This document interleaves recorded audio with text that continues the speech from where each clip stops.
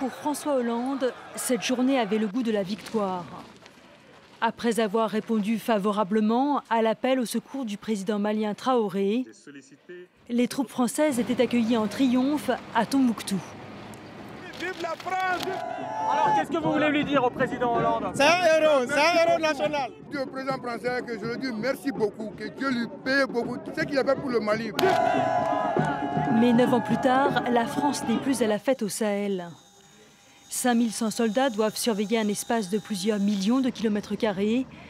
Et s'ils ont empêché la chute des grandes villes maliennes, ils n'ont pas réussi à venir à bout des djihadistes qui ont étendu leur action aux pays voisins.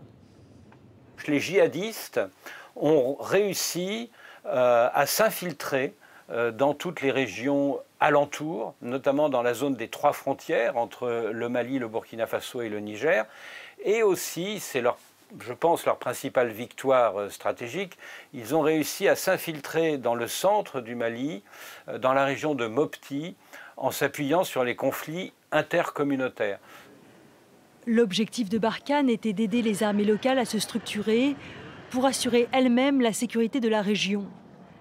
Mais le G5 Sahel, composé de troupes mauritaniennes, maliennes, burkinabées, nigériennes et tchadiennes, reste fragile. Au printemps dernier, le Tchad a réduit de moitié sa contribution après la mort du président Déby. Et au Mali, les 2 coups d'État successifs ont aussi changé la donne politique.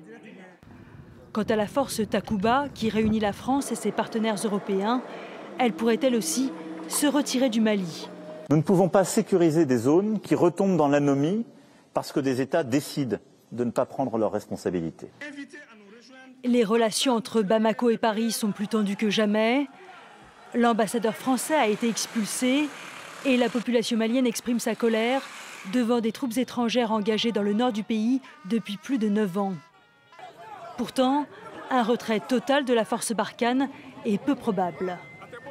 Si la France, à cause de cette crispation Bamako-Paris, quitte tout le Sahel et toute l'Afrique de l'Ouest, ce serait évidemment une perte d'influence considérable pour la France et du coup une perte de prestige international pour la France. Paris pourrait redéployer ses forces dans les pays voisins également menacés par les djihadistes. 53 soldats français sont morts au Sahel depuis le début de cette opération extérieure, la plus longue depuis la guerre d'Algérie.